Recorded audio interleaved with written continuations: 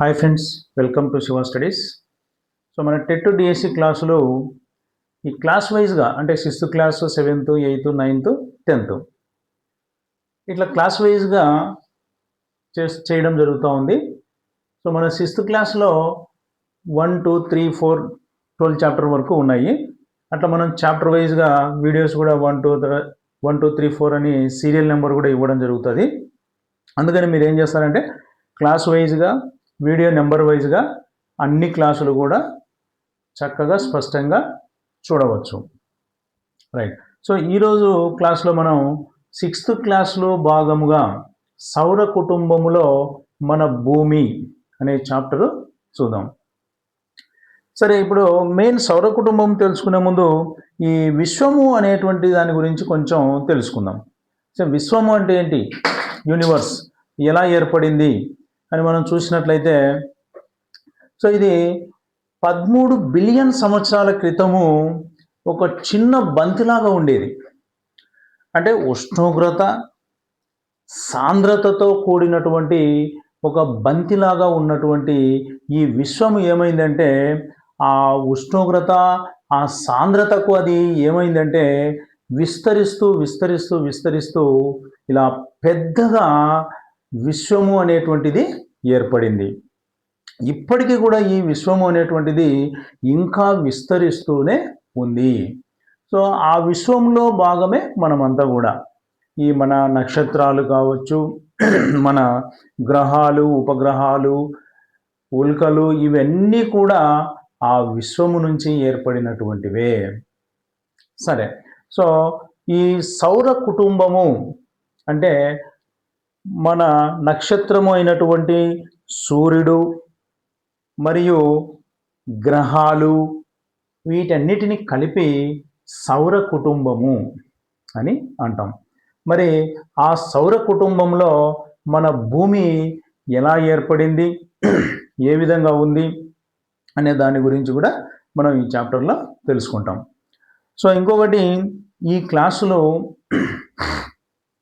ఎడ్జిటి వారికి మరియు school assistant వారికి కూడా ఇవి ఉపయోగపడతాయి. టెట్తో పాటు డిఎస్సి, ఎడ్జిటి, స్కూల్ అసిస్టెంట్ వారికి కూడా ఈ క్లాసులు ఉపయోగపడతాయి. ఎడ్జిటి వాళ్ళకి 3rd to 5th క్లాసులు మళ్ళీ చేయడం జరుగుతుంది. ముందు ఇవి 6th to 10th వరకు క్లాసులు ఉంటాయి. దాని తర్వాత 3rd to 5th వరకు మళ్ళీ క్లాసులు చేయడం జరుగుతుంది. సరే, సౌర కుటుంబము, భూమి. ఇక మన సూర్యుడు, మన ఈ గ్రహాలు, వీటన్నిటిని కలిపి సౌర కుటుంబము అని చెబుతున్నాం. మరి ఈ ఖగోళ వస్తువులు అంటే ఏంటి? ఖగోళ వస్తువులు అంటే నక్షత్రాలు మరియు గ్రహాలు మరియు ఉపగ్రహాలు, వీటన్నిటిని కలిపి ఖగోళ వస్తువులు అని పిలుస్తాం. చూడండి, ఇక్కడ ఖగోళ వస్తువులు అంటే అర్థం ఏంటి? నక్షత్రాలు, అన్ని నక్షత్రాలు, ఒక సూర్యుడే కాదు. ఇక సూర్యుడి లాంటి నక్షత్రాలు చాలా ఉన్నాయి. సో అట్లా అన్ని నక్షత్రాలు మరియు అన్ని గ్రహాలు, ఉపగ్రహాలు అన్నిటిని కలిపి ఖగోళ వస్తువులు అని అంటాం. అంటే మొత్తం అన్నమాట, ఇంకా అన్ని నక్షత్రాలు అనమాట. అన్ని నక్షత్రాలు, గ్రహాలు, ఉపగ్రహాలను కలిపి ఖగోళ వస్తువులు అంటాం. సో యూనివర్స్లో అంటే విశ్వములో ఉన్నటువంటి ఈ అన్ని మొత్తం నక్షత్రాలు, విశ్వంలో ఉన్నటువంటి అన్ని రకాల నక్షత్రాలు మరియు గ్రహాలు, ఉపగ్రహాలు అన్నిటిని కలిపి మనం ఖగోళ వస్తువులు అని పిలుస్తాం. ఇక్కడ నక్షత్ర రాశులు అంటే ఏంటంటే నక్షత్రాల యొక్క సమూహం, కొన్ని నక్షత్రాల యొక్క సమూహం. నక్షత్ర వీధులు వేరు. మళ్ళీ నక్షత్ర వీధి అంటే పాలపుంత. సో నక్షత్ర వీధులు అన్నిటిని ఈ విశ్వంలో చూడొచ్చు మనం. విశ్వంలో ఈ నక్షత్రాల వీధులు అనేటువంటివి ఉంటాయి. ఆ నక్షత్రాల వీధులలో మన వీధి ఏంటంటే పాలపుంత, దాన్నే పాలవెల్లి అని కూడా పిలుస్తాం. అది మన నక్షత్ర వీధి అన్నమాట. ఇక్కడ ఏంటంటే నక్షత్రాల సమూహం, కొన్ని నక్షత్రాల సమూహాన్నే నక్షత్ర రాసులు అని పిలుస్తాం. సరే, ఈ నక్షత్ర రాసులలో మనం తేలికగా గుర్తించబడినటువంటి ఒక రకమైన నక్షత్ర రాశి పేరు ఏం పేరు అంటే సప్తర్షి అంటాం. చూడండి, నక్షత్ర రాశుల్లో తేలికగా గుర్తించబడినటువంటి నక్షత్ర రాశి ఏంటంటే సప్తర్షి. తేలికగా గుర్తించబడినటువంటి నక్షత్ర రాశి పేరు సప్తర్షి. సరే, దీనికి ఇంకొక పేరు కూడా ఉంది, ఉర్షా మేజర్ లేదా బిగ్ బేర్ అని కూడా పిలుస్తారు దీన్ని. ఉర్షా మేజర్ లేదా బిగ్ బేర్, ఉర్షా మేజర్ లేదా బిగ్ బేర్ అని కూడా ఈ సప్తర్ష రాశిని పిలవడం జరుగుతుంది. సరే, ఇంకా ఈ మన భూమి మీద ధృవాలను గుర్తించడం ఈ నక్షత్ర రాశుల ద్వారానే మనం గుర్తించేవాళ్ళం అనమాట. అంటే పూర్వము ఈ దిక్కులు ఇంకప్పుడు మనకేం తెలియదు అనమాట. ఇంకా శాస్త్రవేత్తలు ఈ కొన్ని అభివృద్ధి అనేటువంటివి జరగలేదు అప్పుడు. మరి అప్పుడు అభివృద్ధి జరగనప్పుడు అప్పుడు పూర్వకాలం ఎట్లా చేసేవాళ్ళంటే నక్షత్రాల సహాయంతోనే ఈ యొక్క దిక్కులను గుర్తించేవాళ్ళు. అంటే ఉత్తరము, తూర్పు, పడమర, దక్షిణము అనేటువంటివి ఆ విధంగా నక్షత్రాల సహాయంతోనే గుర్తించేవాళ్ళు. అట్లాంటిది ఒక సప్తర్షి రాశి గురించి చెప్పుకున్నాం కదా, ఆ సప్తర్షి రాశి సహాయంతోనే మన ఉత్తర ధ్రువం సైడు ఉన్నటువంటి ఒక నక్షత్రాన్ని మనం ఆ ఉత్తర ధ్రువాన్ని గుర్తించడానికి ఉపయోగించేవాళ్ళం. దాన్నే ధ్రువ నక్షత్రం అని అంటాం. ఆ ధ్రువ నక్షత్రాన్ని దేని ద్వారా గుర్తించే వాళ్ళము? సప్తర్షి ద్వారా. చూడండి, సప్తర్షి అనేది ఏంటి? ఒక నక్షత్ర రాశి అంటే మార్గం. ఈ నక్షత్ర రాశి మార్గము ద్వారా ఆ ఉత్తర ధ్రువములో ఉన్నటువంటి ఈ ధ్రువ నక్షత్రాన్ని గుర్తించేవాళ్ళం. సో అది ఉత్తర ధ్రువము అని మనకు తెలిసేదన్నమాట. చూడండి, ఎట్లా గుర్తించేవాళ్ళం? నక్షత్ర రాశి అంటే మార్గం. సో ఈ మార్గం సప్తర్షి అనేటువంటి నక్షత్ర రాశి మార్గం ద్వారా ఈ ఉత్తర ధ్రువంలో ఉన్నటువంటి ధ్రువ నక్షత్రాన్ని గుర్తించేవాళ్ళు. ఇక సౌర కుటుంబము అంటే ఏంటి? సౌర కుటుంబం అంటే ఇందాకనే చెప్పుకున్నాం. చూడండి, సూర్యుడు, భూమి, ఇంకా ఇతర గ్రహాలు. భూమితో పాటు ఇంకా ఇతర గ్రహాలు 7 ఉన్నాయి. అంటే మొత్తం 8 గ్రహాలు. సో భూమితో పాటు ఇంకా 7 గ్రహాలు ఉన్నాయి. ఈ 7 ప్లస్ భూమి మొత్తం 8.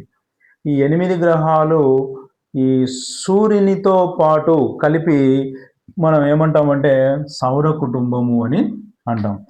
చూడండి, మళ్ళీ ఒకసారి చూడండి. సౌర కుటుంబం అంటే అన్ని నక్షత్రాలు తీసుకోవడం లేదు ఇక్కడ. మనకు దగ్గరలో ఉన్నటువంటి నక్షత్రం అంటే మన సౌర కుటుంబంలో పెద్ద, మన సౌర కుటుంబం అంటే మన గ్రహాలకు పెద్ద అయినటువంటి నక్షత్రం లేదా మన గ్రహాలకు దగ్గరగా ఉన్నటువంటి నక్షత్రాన్ని సూర్యునిగా గుర్తించడం జరిగింది. ఆ సూర్యుడే మనకు ఆధారం, ఆ సూర్యుడే మనకు వెలుగు ఇవ్వటం జరుగుతూ ఉంది. ఈ గ్రహాలకు అంటే మనం చెప్తున్నటువంటి 8 గ్రహాలకు కూడా వెలుగును, కాంతిని ఇచ్చేటువంటి గ్రహము ఈ 8 గ్రహాలకు కాంతిని ఇచ్చేటువంటి నక్షత్రం ఏదంటే సూర్యుడు. ఇక మనం ఈ సూర్యుని నుంచే ఏర్పడటం జరిగింది ఈ గ్రహాలు. చూడండి, ఈ గ్రహాలు ఎలా ఏర్పడ్డాయంటే ఆ సూర్యుని నుంచే ఏర్పడ్డాయి. అంటే ఆ సూర్యుడు మండుతున్నటువంటి వాయుగోళం, అంటే ఇవి స్వయం ప్రకాశకాలు. నక్షత్రాలు అనేటువంటి స్వయం ప్రకాశకాలు కదా. కాబట్టి ఈ సూర్యుడు స్వయం ప్రకాశమైనటువంటి శక్తి ఉంటుంది. అందుకని సూర్యునిలో ఉన్నటువంటి ఆ ఉష్ణోగ్రత, ప్రెజర్, ఆ సాంద్రతకు కొంత విదజిమ్మబడి చుట్టుపక్కల చిన్న ముక్కలలాగా పడటం జరిగింది.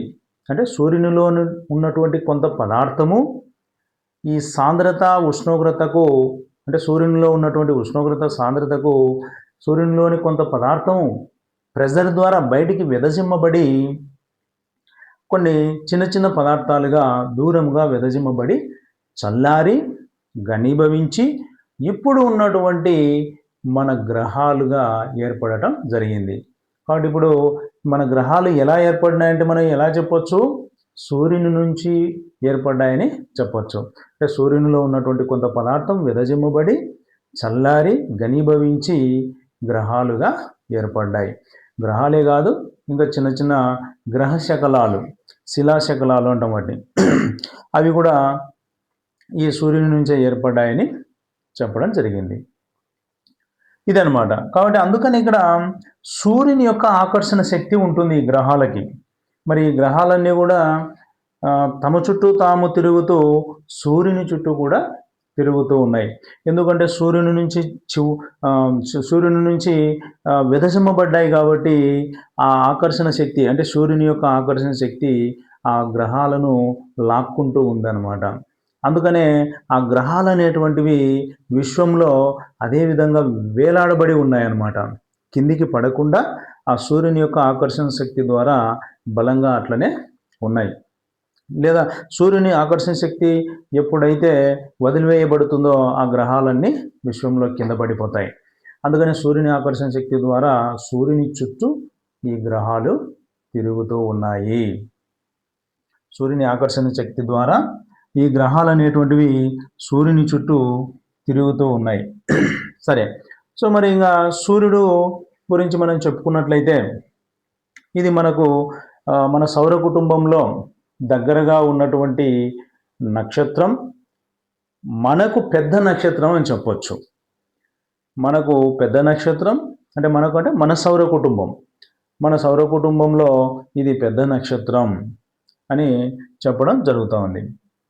ఇంకా ఈ సూర్యుని యొక్క ఉపరితల ఉష్ణోగ్రత 6000 డిగ్రీల సెల్సియస్. సూర్యుని యొక్క ఉపరితలం అంటే ఏంటి?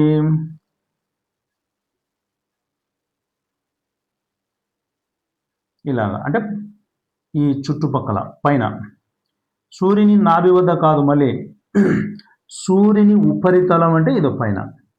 సూర్యుని ఉపరితలము ఉష్ణోగ్రత 6000 డిగ్రీల సెల్సియస్. మరి నాభి వద్ద ఎంత? సూర్యుని నాభి వద్ద ఇక్కడ సూర్యుని యొక్క నాభి వద్ద ఉష్ణోగ్రత 1,00,000 డిగ్రీల సెల్సియస్. చూడండి ఎంత టెంపరేచర్ ఉంటుందో అక్కడ.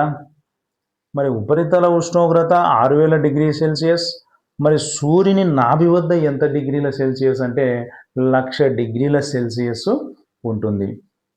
చూడండి, ఉపరితలము ఉష్ణోగ్రత చాలా ఇంపార్టెంట్, అది బాగా గుర్తుపెట్టుకోండి. 6000 డిగ్రీల సెల్సియస్. ఇదే ఉష్ణోగ్రత మన భూమి యొక్క నాభి ఉష్ణోగ్రతకు సమానం. భూమిలో కూడా మన నాభి వద్ద అంటే భూమి మధ్యలో 6000 డిగ్రీల సెల్సియస్ ఉష్ణోగ్రత ఉంది. సూర్యుని ఉపరితల ఉష్ణోగ్రత భూమి యొక్క నాభి వద్ద ఉష్ణోగ్రతకు సమానం. సరే, ఇంకా సూర్యుడు మన భూమికి మధ్య దూరం చూసినట్లయితే, సూర్యునికి భూమికి మధ్య దూరం చూసినట్లయితే 15 కోట్ల కిలోమీటర్లు. చూడండి, చాలా ఇంపార్టెంట్ ఇది. సూర్యునికి భూమికి మధ్య దూరం 15 కోట్ల కిలోమీటర్లు. 15 కోట్ల కిలోమీటర్లు, చూడండి ఎంత దూరమో. కాబట్టి బాగా గుర్తుపెట్టుకోండి అది. ఇక మనం సూర్యుని చూసినట్లయితే 13 లక్షల భూముల కంటే పెద్దది అని చెప్పవచ్చు. చూడండి, మన భూమి తెలుసు కదా, ఇలాంటి భూములు 13 లక్షల భూములు కావాలి సూర్యుని యొక్క పరిమాణం చూడాలనుకుంటే. అంత పెద్దది సూర్యుని పరిమాణం. సూర్యుని పరిమాణాన్ని మనం తెలుసుకోవాలంటే 13 లక్షలు, 1 కాదు, 2 కాదు, 1000 కాదు, 1000 భూములు కూడా కాదు, 13 లక్షల భూములతో సమానం. 13 లక్షల భూములతో సమానం సూర్యుని యొక్క పరిమాణం. ఇక గ్రహాల గురించి చూసినట్లయితే మొత్తం గ్రహాలు 8 భూమితో కలిపి మొత్తం 8 గ్రహాలు. అందులో మనం సూర్యుని నుంచి చూసినట్లయితే ఫస్ట్ గ్రహము బుధుడు. చూడండి, జాగ్రత్తగా గమనించండి. సూర్యుని నుంచి చూడగా మొదటి గ్రహము బుధుడు, తర్వాత శుక్రుడు, సూర్యుని తర్వాత రెండో గ్రహం శుక్రుడు. ఇక మూడవది భూమి, అంటే భూమి మీదనే జీవజాలం అనేటువంటిది ఉంది. సో ఇప్పుడు మనం నివసిస్తున్నటువంటి గ్రహము ఏది అంటే భూమి. ఇంకా నాలుగవది సూర్యుని నుంచి చూడగా నాలుగవ గ్రహము అంగారకుడు. అంగారకుని తర్వాత ఐదవది గురుడు, దీన్నే మనం బృహస్పతి అంటాం. గురుగ్రహాన్ని మనము బృహస్పతి అని కూడా పిలుస్తాం. ఇక ఆరవది శని గ్రహం. ఈ ఏడవది ఇంద్రగ్రహం, ఇంద్రగ్రహం. ఇక ఎనిమిదవది చూసినట్లయితే వరణ గ్రహం. సరే, ఈ గ్రహాలన్నీ ఏం చేస్తాయంటే సూర్యుని చుట్టూ తిరుగుతూ ఉన్నాయి. ఎందుకు తిరుగుతున్నాయంటే సూర్యుని నుంచి వచ్చినటువంటి పదార్థాలే కాబట్టి అవి సూర్యుని ఆకర్షణ శక్తి వలన సూర్యుని చుట్టూ తిరుగుతూ ఉన్నాయి. మరి ఈ సూర్యుని చుట్టూ తిరిగేటువంటి మార్గం ఎట్లా ఉంటుందంటే పొడవుగా ఉంటుంది. పొడవుగా అంటే గుండ్రంగా ఉండకుండా సూర్యుని చుట్టూ తిరిగే మార్గం ఎలా ఇది సూర్యుడు అనుకుంటే సూర్యుని చుట్టూ తిరిగేటువంటి మార్గం ఎలా ఉంటుంది అంటే ఇలా ఉంటుంది. చూడండి, ఈ గ్రహాలు అనేటువంటివి, ఈ 8 గ్రహాలు అనేటువంటివి సూర్యుని చుట్టూ తిరిగే మార్గం ఇలా ఉంటుంది, పొడవుగా ఉంటుంది. దీన్నే ఏమంటారంటే కక్ష అని అంటాం. ఇలా రౌండ్గా ఉంటే తప్పు అనమాట. మధ్యలో సూర్యుడు ఉండి సూర్యుని చుట్టూ ఇలా ఉంటే ఇది రాంగ్, దీన్ని కాదు కక్ష అనేది. సో గ్రహాలు సూర్యుని చుట్టూ తిరిగేటువంటి మార్గం ఈ విధంగా దీర్ఘవృత్తాకారం అని కూడా అనొచ్చు. దీన్ని దీర్ఘవృత్తాకారము లేదా పొడవుగా లేదా దీర్ఘవృత్తాకారముగా అని చెప్పొచ్చు. దీన్నే కక్ష అని అంటాం. ఇక ఇవి మనకు సూర్యుని నుంచి చూడగా గ్రహాలను 2 రకాలుగా విభజించడం జరిగింది. అవేంటంటే ఫస్ట్ 4 గ్రహాలను, ఫస్ట్ సూర్యుని నుంచి చూడగా 4 గ్రహాలను అంతరగ్రహాలు అంటాం. చూడండి, మళ్ళీ చూడండి, సూర్యుని నుంచి చూడగా మొదటగా వచ్చే 4 గ్రహాలను అంతరగ్రహాలు అంటాం. అంతరగ్రహాలు ఇవి చిన్న సైజులో ఉంటాయి. ఈ గ్రహాలన్నీ కూడా కొద్దిగా చిన్నగా కనబడుతున్నాయి. ఇంకొకటి, దీనిలలో ఉన్నటువంటి పదార్థాలు ఎక్కువగా రాళ్లతో నిండి ఉంటుంది, చిన్న సైజులో ఉంటాయి. మరియు ఈ 4 అంతర్గ్రహాలలో రాళ్లతో కూడినటువంటి పదార్థాలు ఎక్కువగా ఉన్నాయి. ఇంకా తరువాత ఈ 4 గ్రహాల తర్వాత ఉన్నటువంటి 5 నుంచి 8 వరకు, 5 నుంచి అంటే తరువాత ఉన్న 4 గ్రహాలు, వాటిని బాహ్య గ్రహాలు అంటాం.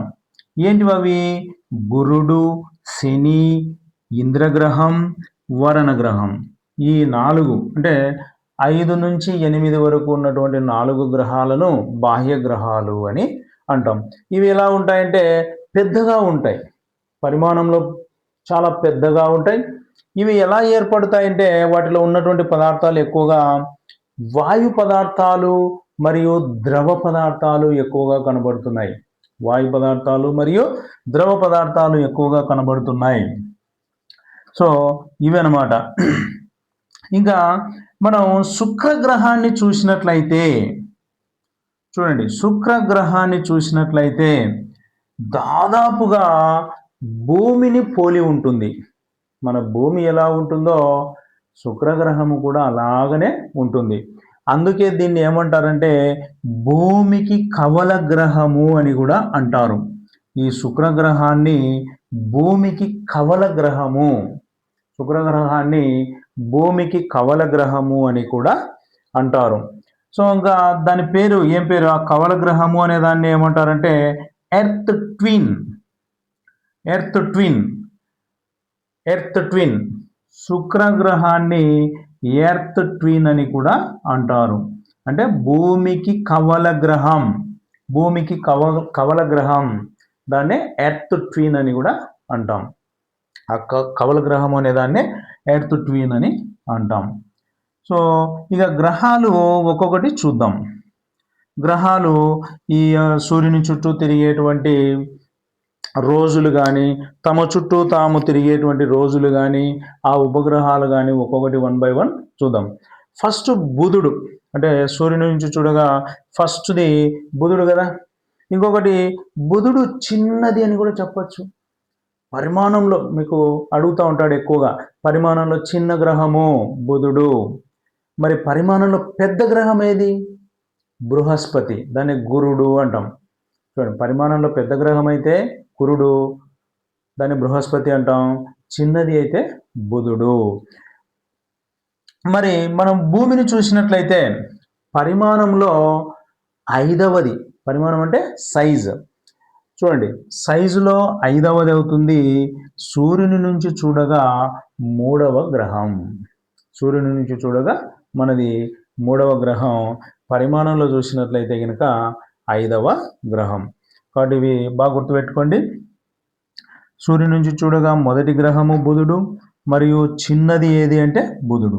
పెద్దది ఏది, పెద్ద గ్రహం ఏది అంటే గురుడు, దాన్ని బృహస్పతి అని కూడా అంటాం. మరి భూమిని చూసినట్లయితే ఇది సూర్యుని నుంచి 3వ గ్రహం, పరిమాణంలో 5వ గ్రహం అని చెప్పచ్చు. ఇక సూర్యుని నుంచి చూడగా చివరి గ్రహము అని కూడా అడగచ్చు, వరుణుడు. లాస్ట్ది వరుణుడు. ఇంకా బుధుడు గ్రహాన్ని గురించి మనం చూద్దాం. బుధుడు వచ్చేసి సూర్యుని చుట్టూ తిరగడానికి 88 రోజులు పడుతుంది. చూడండి, 88 బాగా గుర్తుపెట్టుకోండి. సూర్యుని చుట్టూ తిరగడానికి 88 రోజులు పడుతుంది. మరి తన చుట్టూ తాను తిరగడానికి, చూడండి ఇక్కడ సూర్యుని చుట్టూ తిరగడము మరియు తమ చుట్టూ తాము తిరగడం. ఎందుకు ఇలా జరుగుతాయంటే సూర్యుని నుంచి వచ్చినటువంటి ఆ స్పీడు ఇప్పటికీ ఉంది. ఆ స్పీడ్ వల్లనే ఈ గ్రహాలు తిరుగుతూ ఉన్నాయి. ఆ టెంపరేచర్, ఆ ఉష్ణోగ్రత, ఆ సాంద్రత వల్లనే ఇప్పటికీ ఈ గ్రహాలు తమ చుట్టూ తాము తిరుగుతూ సూర్యుని చుట్టూ కూడా తిరుగుతూ ఉన్నాయి. ఆ తిరుగుతూ ఉన్నాయి కాబట్టే ఇప్పుడు మనం ఈ విశ్వంలో నిలబడగలుగుతున్నాం. లేదంటే ఆ తిరగడం ఎప్పుడైతే ఆపివేయబడుతుందో ఈ గ్రహాలు అనేటువంటివి కింద పడిపోవడం జరుగుతుంది. సరే, అందుకని ఇక్కడ ఈ సూర్యుని చుట్టూ తిరగడానికి 88 రోజులు పడుతుంది. తన చుట్టూ తాను తిరగడానికి 59 రోజులు పడుతుంది. చూడండి, బుధుడు తన చుట్టూ తాను తిరగడానికి, అంటే తన చుట్టూ తాను తిరుగుతూ ఉండాలి, సూర్యుని చుట్టూ కూడా తిరగాలి. ఎందుకు తిరుగుతాయి చెప్పాం కదా. సూర్యుని నుంచి వచ్చినటువంటి ఆ ఉష్ణోగ్రత, టెంపరేచర్, ఆ స్పీడు నుంచి రావటం వల్ల అవి తిరుగుతూ ఉన్నాయన్నమాట. ఆ తిరగటం వల్లనే ఇప్పుడు మనం ఈ విశ్వంలో ఆధారం అనేటువంటిది ఉంది. అంటే సూర్యుని యొక్క ఆకర్షణ శక్తే ఈ గ్రహాలకు ఆధారం. సరే, ఏదేమైనా బుధుడు వచ్చేసి సూర్యుని చుట్టూ తిరగడానికి 88 రోజులు, అంటే 88 బాగా గుర్తుపెట్టుకోండి. బుధుడు సూర్యుని చుట్టూ తిరగడానికి 88 రోజులు పడుతుంది. తన చుట్టూ తాను తిరగడానికి 59 రోజులు పడుతుంది. మరి శుక్రగ్రహం చూడండి. శుక్రుడు సూర్యుని చుట్టూ తిరగడానికి 255 రోజులు పడుతుంది. 255 రోజులు పడుతుంది. తన చుట్టూ తాను తిరగడానికి 243 రోజులు పడుతుంది. ఇది కొంచెం బాగా గుర్తుపెట్టుకోవచ్చు. 255, 243 దగ్గరగా ఉంటుంది. కాబట్టి శుక్రగ్రహము దగ్గరగా తన చుట్టూ తాను తిరగడము, సూర్యుని చుట్టూ తిరగడం కూడా రోజులు దగ్గరగా ఉన్నాయి అని మనం గుర్తుపెట్టుకోవచ్చు. ఇక్కడ భూమి, భూమి వచ్చేసి 365 రోజుల 1/4 రోజులు. 1/4 అంటే పావు రోజు, అంటే 4 సంవత్సరాలు కలిపి ఒక రోజు అవుతుంది.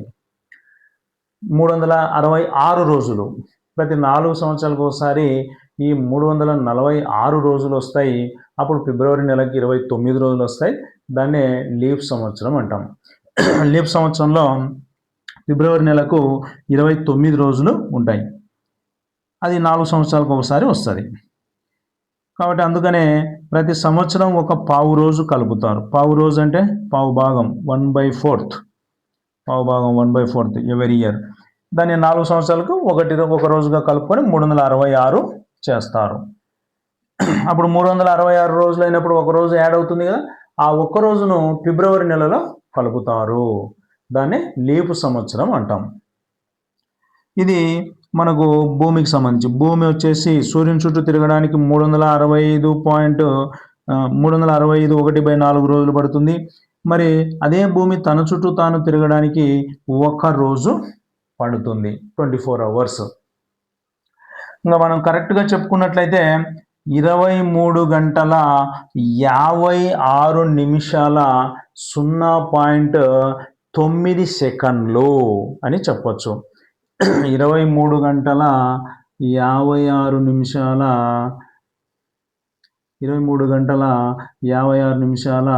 0.9 సెకండ్లు. ఇది భూమి తన చుట్టూ తాను తిరగడానికి పట్టే సమయం. అంటే దగ్గర 24 గంటలు. 24 గంటలు. మనకు ఆప్షన్లలో ఇది ఇచ్చినట్లయితే ఇది రాయండి, ఇది ఇచ్చినట్లయితే ఇది రాయండి. 1 డే ఇస్తే 1 డేనే రాయండి. ఇక నెక్స్ట్ అంగారకుడు. అంగారకుడు సూర్యుని చుట్టూ తిరగడానికి 687 రోజులు పడుతుంది. తన చుట్టూ తాను తిరగడానికి ఒక రోజు పడుతుంది. కాబట్టి ఇది గుర్తుపెట్టుకోండి. భూమి మరియు అంగారకుడు తన చుట్టూ తాను తిరగడానికి ఒక రోజే సరిపోతుంది. ఇక ఉపగ్రహాలు చూసినట్లయితే భూమికి ఒక ఉపగ్రహం ఉంది, దాన్ని చంద్రుడు అంటాం. భూమికి ఒక ఉపగ్రహం ఒకటే ఉండేది. భూమికి ఒకే ఒక ఉపగ్రహం ఉంది, దాన్నే చంద్రుడు అంటాం. అలాగనే అంగారకునికి 2 ఉపగ్రహాలు ఉన్నాయి. చూడండి, బాగా గుర్తుపెట్టుకోవచ్చు. ఇక్కడ తన చుట్టూ తాను తిరగడానికి భూమికి ఒక రోజే పడుతుంది, అంగారకునికి ఒక రోజే పడుతుంది. ఉపగ్రహాలు భూమికి 1 ఉంది, అంగారకునికి 2 ఉన్నాయి. ఇక గురుడు గ్రహం చూసినట్లయితే గురుడు గ్రహం కొంచెం దూరం వస్తుంది కదా. బాహ్య గ్రహాలన్నా చెప్పాం కదా. ఈ బాహ్య గ్రహాలకు పెరిగేసరికి మరి సూర్యుని చుట్టూ తిరిగేటువంటి సమయం కూడా పెరుగుతుంది. దూరం పెరిగేసరికి సంవత్సరాలలో చెప్పుకోవాలి. ఇక్కడి వరకు రోజులలో వచ్చినాయి, ఇక్కడికి వచ్చేసరికి సంవత్సరాలలో వస్తాయి. గురుడు గ్రహం సూర్యుని చుట్టూ తిరగడానికి 11 సంవత్సరాల 11 నెలలు పడుతుంది. అంటే దాదాపుగా సుమారుగా ఇచ్చినప్పుడు 12 సంవత్సరాలు పడుతుంది. ఎగ్జాక్ట్లీ అయితే 11 సంవత్సరాల 11 నెలలు, సుమారుగా అన్నట్లయితే 12 సంవత్సరాలు పడుతుంది. మరి తన చుట్టూ తాను తిరగడానికి 9 గంటల 56 నిమిషాలు పడుతుంది. ఏది గురుగ్రహం. గురుగ్రహం తన చుట్టూ తాను తిరగడానికి 9 గంటల 56 నిమిషాలు పడుతుంది. మరి ఉపగ్రహాలు కనుక తీసుకున్నట్లయితే 79 ఉపగ్రహాలు ఉన్నాయి. దీనికి 79 ఉపగ్రహాలు ఈ గురుగ్రహానికి ఉన్నాయి. ఇక శనిగ్రహం చూద్దాం. శనిగ్రహం చూసినట్లయితే సూర్యుని చుట్టూ తిరగడానికి 29 సంవత్సరాలు పడుతుంది. 29 సంవత్సరాల 10 గంటల 40 నిమిషాలు పడుతుంది. 29 సంవత్సరాల 10 గంటల 40 నిమిషాలు 29 సంవత్సరాలు పడుతుంది. ఇంకా తన చుట్టూ తాను తిరగడానికి 10 గంటల 40 నిమిషాలు పడుతుంది. మరి ఉపగ్రహాలు చూసినట్లయితే దీనికి 82 ఉపగ్రహాలు ఉన్నాయి. అవి ధృవీకరించబడినటువంటివి 53, గుర్తించబడినటువంటివి 29. మళ్ళీ చూడండి, 29 సంవత్సరాలు పడుతుంది సూర్యుని చుట్టూ తిరగడానికి. తన చుట్టూ తాను తిరగడానికి 10 గంటలు పడుతుంది. ఇక ఉపగ్రహాలు చూసినట్లయితే దీనికి 82 ఉపగ్రహాలు ఉన్నాయి. దాంట్లో ధృవీకరించినవి అంటే సర్టిఫై చేసినటువంటివి 53, సర్టిఫై కాకుండా జస్ట్ ఐడెంటిఫై చేసినవి అంటే గుర్తించినవి 29 ఉన్నాయి. ఇంకా ఇంద్రుడు గ్రహానికి చూసినట్లయితే సూర్యుని చుట్టూ తిరగడానికి 84 సంవత్సరాలు పడుతుంది. తన చుట్టూ తాను తిరగడానికి 17 గంటల 14 నిమిషాలు పడుతుంది. మొత్తం ఉపగ్రహాలు దీనికి 27 ఉన్నాయి. ఇక వరుణుడు గ్రహం చూసినట్లయితే సూర్యుని చుట్టూ తిరగడానికి 164 సంవత్సరాలు పడుతుంది. తన చుట్టూ తాను తిరగడానికి 16 గంటల 7 నిమిషాలు పడుతుంది. దీని ఉపగ్రహాలు చూసినట్లయితే 14. ఇంకా మనము 2006 వరకు కూడా 9 ఉపగ్రహాలే ఉండేవి.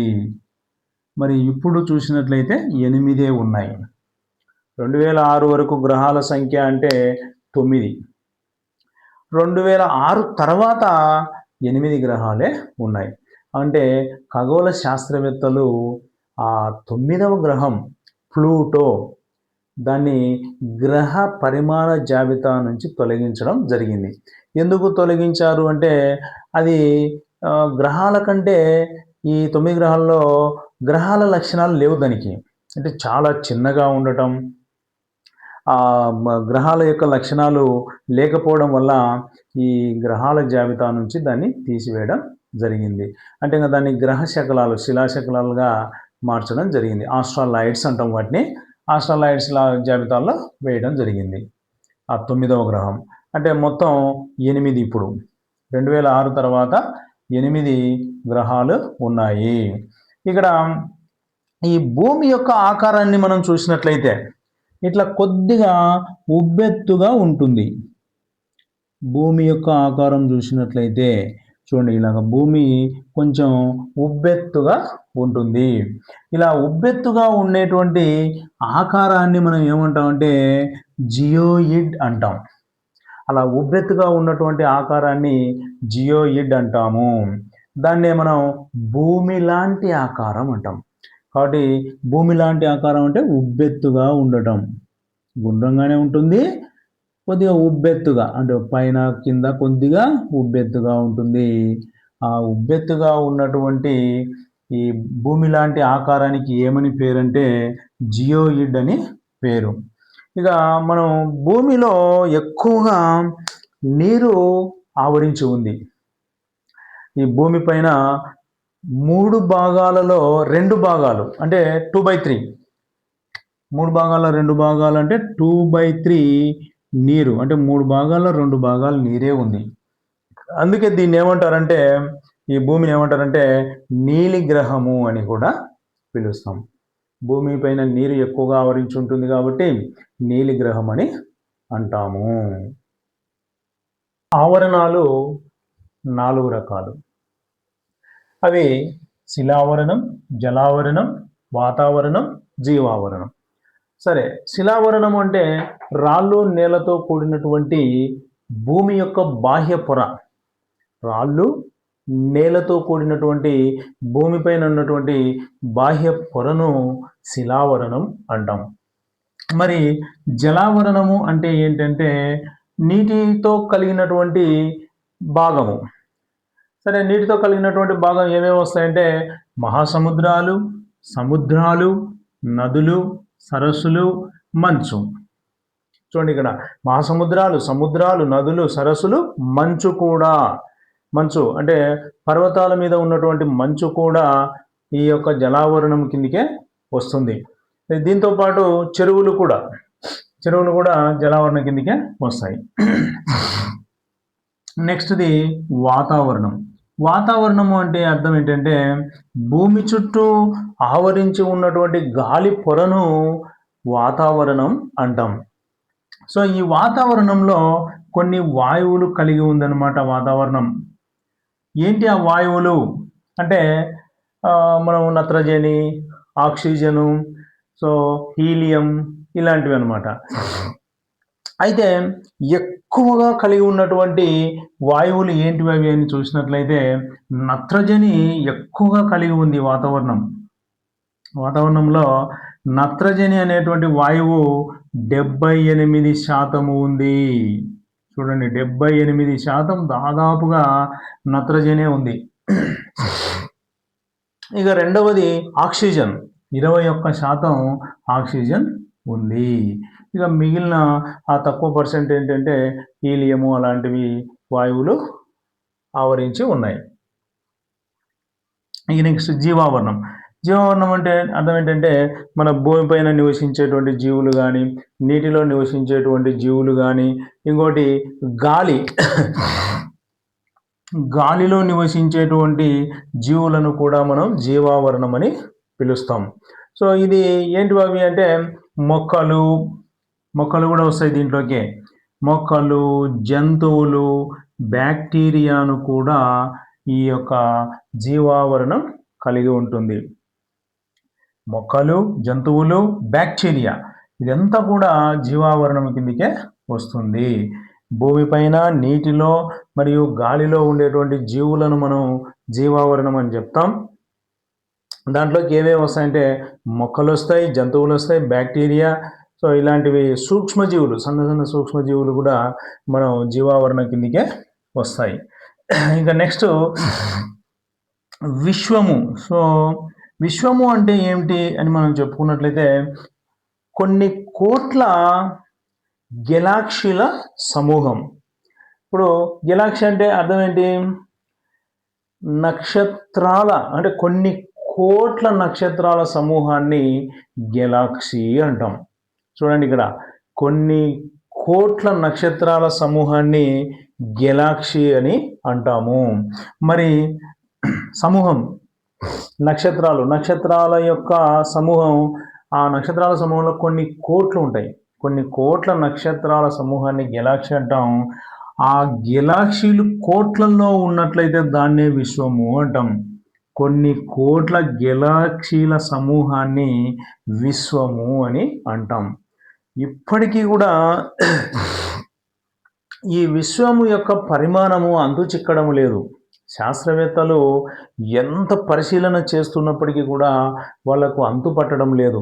అసలు విశ్వం యొక్క పరిమాణం అంటే ఏంటి, ఎంతవరకు ఉంటుంది, దీని పరిమాణం ఎంత అనేటువంటిది పరిశీలన చేస్తున్నారు కానీ అంతు దొరకడం లేదు. కాబట్టి ఇది చాలా పెద్దది, విశ్వము అనేటువంటిది చాలా పెద్దది అని మనం చెప్పుకోవచ్చు అన్నమాట. సరే, ఇంకా గెలాక్సీ అంటే ఏం చెప్పాము, ఇందాకనే చెప్పుకున్నాం కదా, కొన్ని కోట్ల నక్షత్రాల సమూహాన్ని గెలాక్సీ అంటాం. ఆ గెలాక్సీలు కొన్ని కోట్లలో ఉన్నట్లయితే దాన్ని విశ్వము అని అంటాం. ఇంకా ఉపగ్రహాలు చూడండి. ఉపగ్రహాలు అంటే అర్థం ఏంటి? చూడండి, మనం మామూలుగా గ్రహాలు ఏం చేస్తాయి, సూర్యుని చుట్టూ తిరుగుతాయి అని చెప్పాం. అదేవిధంగా గ్రహాల చుట్టూ తిరిగే ఖగోళ వస్తువులను ఉపగ్రహాలు అంటాం. చూడండి, గ్రహాల చుట్టూ తిరిగే ఖగోళ వస్తువులు ఇవి కూడా విశ్వంలో భాగమే. ఉపగ్రహాలు అనేటువంటివి కూడా అంటే మానవ నిర్మితమైన ఉపగ్రహాలు అవి వేరు, మానవ నిర్మితమైనటువంటి ఉపగ్రహాలు అవి వేరు, అవి కాదు. ఇవి విశ్వంలో ఏర్పడిన ఉపగ్రహాలు. విశ్వంలో ఏర్పడినటువంటి ఉపగ్రహాలు గ్రహాల చుట్టూ తిరుగుతూ ఉంటాయి. అవే అన్నమాట ఉపగ్రహాలు అంటే. సరే, ఇప్పుడు ఈ ఉపగ్రహాలు మామూలుగా ఈ కొన్ని గ్రహాలకు ఉపగ్రహాలు లేవు. కొన్ని గ్రహాలకు ఉపగ్రహాలు లేవు. ఏంటివి అవి అంటే బుధుడు గ్రహానికి, శుక్రుడు గ్రహానికి ఉపగ్రహాలు లేవు. బాగా గుర్తుపెట్టుకోండి, బుధుడు శుక్రుడు అంటే ఫస్ట్ వే. సూర్యుని నుంచి చూడగా మొదటిది బుధుడు, రెండవది శుక్రుడు.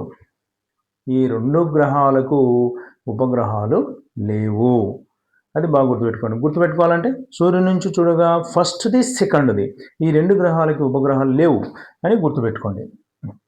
ఇక నెక్స్ట్ గ్రహ శకలాలు. గ్రహ శకలాలు అంటే ఏంటంటే చిన్న చిన్న రాతి వస్తువులు. ఇవి ఒక పెద్ద గ్రహం, ఎప్పుడో పూర్వం ఒక పెద్ద గ్రహం ఏమైందంటే పేలిపోయి ఆ చిన్న చిన్న రాతి ముక్కలుగా ఏర్పడింది. దాన్నే ఏమంటారంటే గ్రహ శకలాలు అంటాం. ఎక్కడ ఏర్పడింది అని మనం చూసినట్లయితే అంగారకుడు గ్రహానికి గురుడు గ్రహానికి మధ్యలో ఏర్పడింది. చూడండి, అంగారకుడు గ్రహానికి గురుడు గ్రహానికి, అంగారకుడు గురుడు గ్రహానికి మధ్యలో ఈ యొక్క చిన్న చిన్న రాతి వస్తువులు ఉన్నాయి. వాటినే గ్రహ శకలాలు అని అంటాం. ఇంకా చంద్రుడు మన భూమికి ఉపగ్రహం. అంటే మన భూమి చుట్టూ తిరుగుతూ ఉంటుందన్నమాట చంద్రుడు. అంటే మన భూమికి ఉపగ్రహము ఒకటే, ఏకైక ఉపగ్రహం, అదే చంద్రుడు. ఇక భూమి యొక్క వ్యాసంలో మన చంద్రుడు 1/4 ఉంటాడనమాట. అంటే మన భూమితో పోల్చినట్లయితే 1/4 అంటే 4వ వంతు, 1/4 పావు భాగం. అంటే భూమిలో పావు భాగం చంద్రుడు యొక్క వ్యాసార్థం ఉంటుంది, 1/4. ఇక భూమికి మనము చంద్రునికి దూరం గిన చూసినట్లయితే 3,84,000 కిలోమీటర్లు, 3,84,000 కిలోమీటర్లు. బాగా గుర్తుపెట్టుకోండి, చంద్రునికి భూమికి మధ్య దూరము 3,84,000 కిలోమీటర్లు. ఇంకా సరే, మనం ఈ యొక్క ఉపగ్రహాలను పంపించేటువంటి కొన్ని సంస్థల గురించి చూద్దాం. ISRO, Indian space research organisation అనేటువంటిది ఇది ఒక భారతీయ మన స్పేస్ రీసెర్చ్ ఆర్గనైజేషన్ అనమాట. అంటే అంతరిక్షాన్ని పరిశోధన చేసేటువంటి భారతీయ సంస్థ అనమాట ఇది. సరే, ఇది మన నెల్లూరులోని శ్రీహరికోటలో కలదనమాట ఇది. అయితే ఆ శ్రీహరికోటలో దానికి మన సతీష్ ధావన్ అతని పేరు ఇక్కడ పెట్టడం జరిగింది. దాన్నే SDSC అని అంటాం, సతీష్ ధావన్ స్పేస్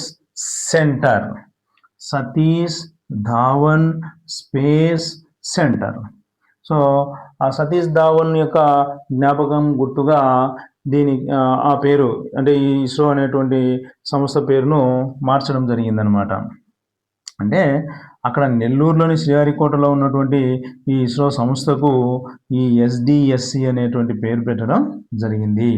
ఇంకొకటి కూడా అనమాట, శ్రీహరికోట హై ఆల్టిట్యూడ్ రేంజ్, దాన్ని SHAR అని కూడా అంటాం. సో ఈ పేరు కూడా ఉంటుందన్నమాట దానికి. చూడండి, SDSC SHAR అంటే ఏమి? Sriharikota high altitude range. So ఈ రెండు పేర్లు దానికి పెట్టడం జరిగింది. ఇక మన చంద్రుడిని మళ్ళా ఒకసారి చూసినట్లయితే చంద్రుడు భూమి చుట్టూ తిరగడానికి 27 రోజులు పడుతుంది. మన భూమి చుట్టూ తిరిగి రావడానికి 27 రోజులు పడుతుంది. అదేవిధంగా తన చుట్టూ తాను తిరుగుతూ ఉంటుంది. ఇది కూడా ఖగోళ వస్తువే, ఇది కూడా ఒకప్పుడు సూర్యుడి నుంచి ఏర్పడినటువంటిదే. కాకపోతే ఏంటంటే గ్రహాలపైన ఆధారపడి ఉంటాయి. ఇవి గ్రహాల చుట్టూ తిరుగుతూ ఉంటాయి. అలా గ్రహాల చుట్టూ తిరిగేటువంటి వాటిని ఉపగ్రహాలు అంటారు. తమ చుట్టూ తాము తిరుగుతూ గ్రహాల చుట్టూ తిరిగేటువంటి వాటిని ఉపగ్రహాలు అని అంటాం. సరే, మరి తన చుట్టూ తాను తిరగడానికి కూడా సేమ్ 27 రోజులే పడుతుంది. భూమి చుట్టూ తిరగడానికి 27 రోజులు పడుతుంది. సేమ్ అదే విధంగా తన చుట్టూ తాను తిరగడానికి కూడా అదే సమయం పడుతుంది. అందుకే మనం చంద్రుని వైపు ఒక భాగము మాత్రమే చూస్తున్నాం, మిగతా రెండో భాగం మనకు కనిపించదు. చంద్రుని యొక్క ఒక భాగం మాత్రమే మనకు కనిపిస్తుంది. ఎందుకు కనిపిస్తుంది అట్లా అంటే, భూమి చుట్టూ తిరగడానికి ఎంత సమయం అయితే పడుతుందో తన చుట్టూ తాను తిరగడానికి కూడా అదే సమయం పడుతుంది. కాబట్టి చంద్రుని వైపు ఒక భాగం మాత్రమే మనకు కనిపిస్తుంది, రెండో భాగం కనపడదు. రైట్.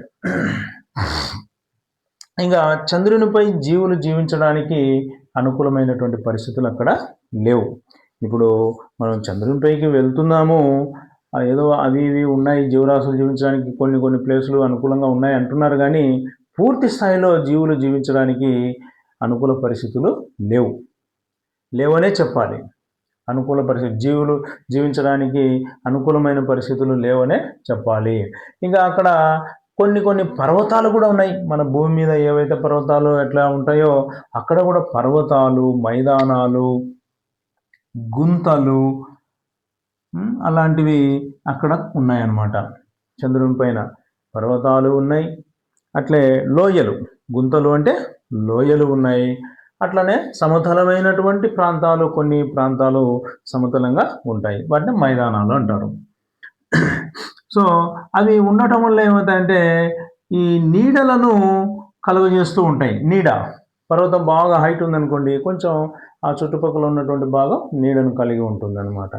అందుకని ఈ పర్వతాలు, మైదానాలు, గుంతలు ఏం చేస్తాయంటే నీడను కలుగజేస్తూ ఉంటాయి చంద్రుని పైన.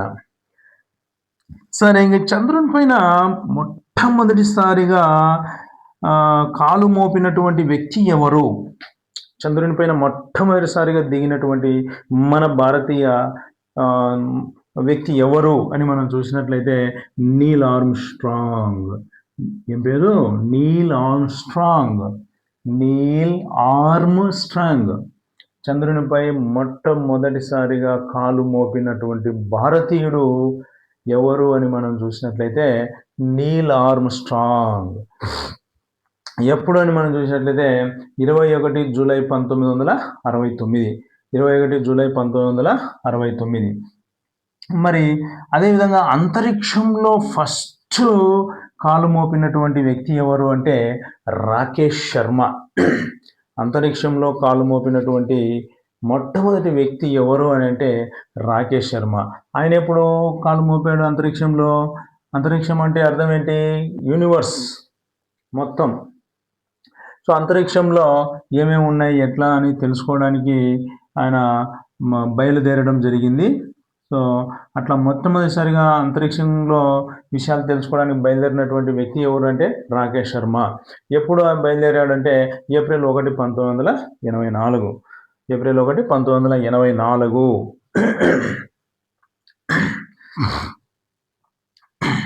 ఇక మనం సూర్యుని కాంతి భూమికి చేరడానికి 3 లక్షల కిలోమీటర్లు పడుతుంది సెకండ్కి.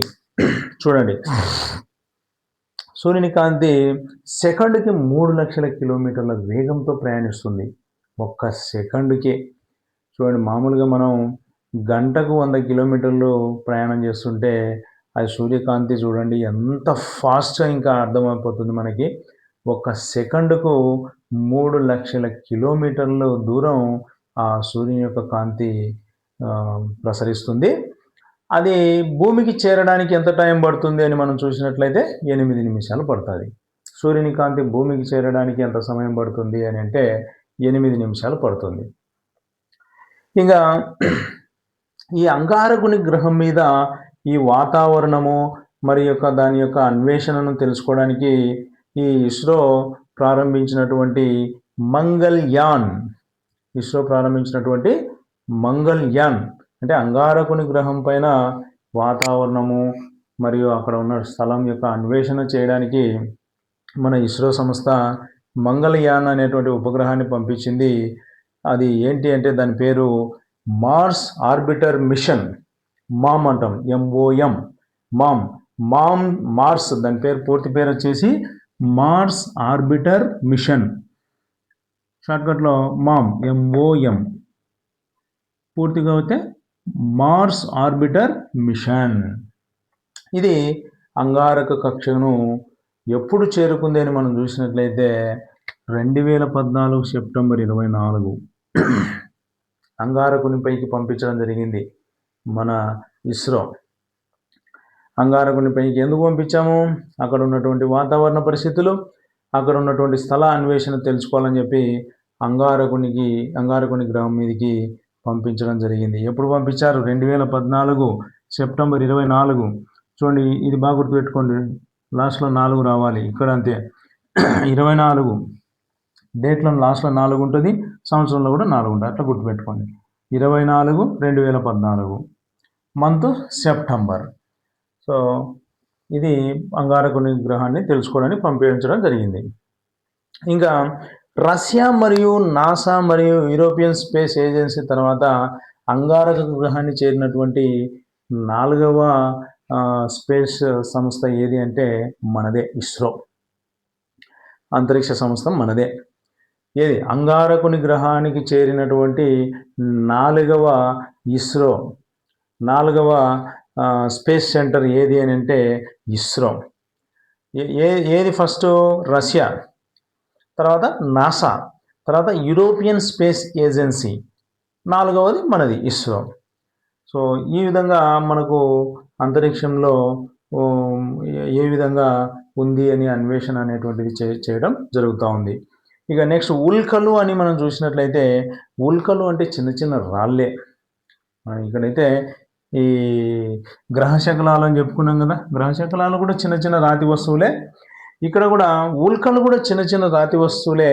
అయితే ఇవేమవుతాయంటే గాలిలో ఘర్షణ జరిగి, అంటే ఎక్కువగా స్పీడు వెళ్ళటం వల్ల గాలిలో ఘర్షణ జరిగి ఏమవుతాయంటే కాలిపోతూ ఉంటాయి, పేలిపోవడం జరుగుతూ ఉంటుంది. కాలిపోవడం, పేలిపోవడం జరిగినప్పుడు వెలుగు బాగా విపరీతమైనటువంటి వెలుగు అనేటువంటిది వస్తుంది. వాటినే మనం ఉల్కలు అని అంటాం. చూడండి బాగా, గ్రహశకలాలు, ఉల్కలు ఒకేలాగా కనిపిస్తూ ఉంటాయి. గ్రహశకలాలు అంటే ఓన్లీ చిన్న చిన్న రాతి వస్తువులు. అవి అంగారకుడు గ్రహము, గురుడు గ్రహం మధ్యలో ఉన్నాయి అని చెప్పుకున్నాం. సరే, మరి ఉల్కలు కూడా చిన్న చిన్న రాతి వస్తువులే. అయితే ఏమవుతాయంటే గాలిలో ఘర్షణ జరపడం వల్ల అక్కడ కాలిపోవడం జరుగుతుంది. కాలిపోయినప్పుడు ఆ వెలుగు అనేటువంటిది వస్తుంది. దాన్నే ఉల్కలు అని అంటాం. ఇక వాటితో పాటు కొన్ని తోకచుక్కలు కూడా ఉన్నాయి.